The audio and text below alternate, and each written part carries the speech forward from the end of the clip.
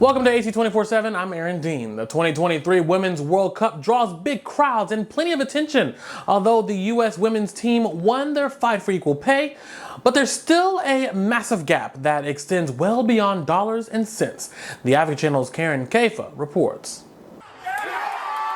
An estimated 1 billion plus viewers, but millions of dollars behind their men's soccer counterparts. On average, the women athletes at the 2023 World Cup earned just 25 cents for every dollar earned by men at their World Cup last year, according to a CNN analysis. In recent years, the U.S. women's national team waged a high-profile pay battle.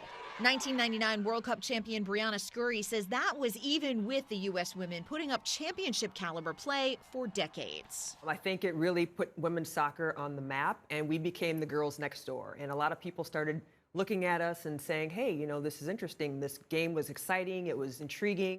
The U.S. women's national team reached an equal pay deal with U.S. Soccer in May 2022 after 6 years of legal wrangling, including a gender discrimination lawsuit filed in 2019. Team star Alex Morgan said this week the equal pay discussion in soccer isn't only about the U.S. women's team anymore. The conversations that have been brought up, the questions that media are asking about equal pay, that was not something that was going around with all teams. It was really a focus on us. Women's teams in Jamaica, Canada, and Spain have waged fights for equal treatment and pay. And last October, more than 150 players from 25 national teams, backed by their global union, sent a letter to soccer's world governing body calling for equal prize money and conditions at the Women's World Cup. FIFA has said it's aiming for equality in payments by the next World Cups in 2026 and 2027.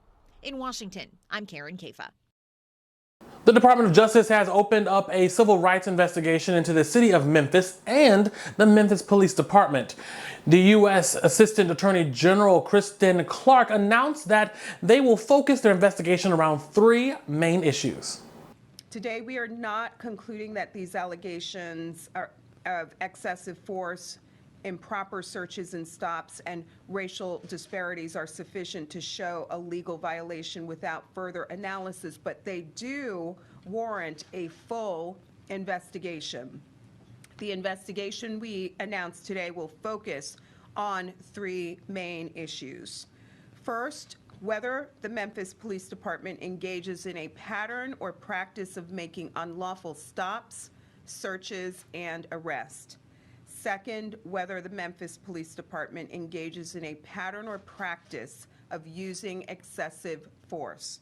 And third, whether the Memphis Police Department engages in racially discriminatory policing practices with respect to Black residents of this city.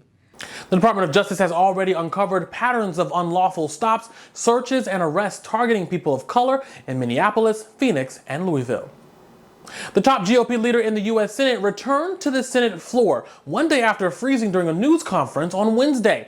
McConnell has not explained why he froze up, but an aide explained the lawmaker was feeling lightheaded. Sources say that he has suffered at least 3 falls this year. Republicans are offering support, but not commenting on his political future.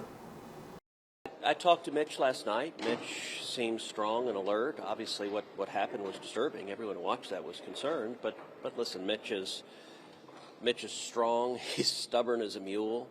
And listen, my prayers are with him. I hope that we're going into the August recess. I hope he has time to fully recuperate, and I expect that's what he'll do.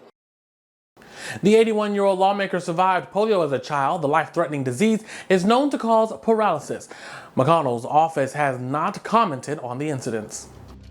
And thank you so much for joining us for AC 24/7. For more, be sure to go to theadvocatechannel.com and subscribe on our Advocate Channel YouTube page. For AC 24/7, I'm Aaron Dean.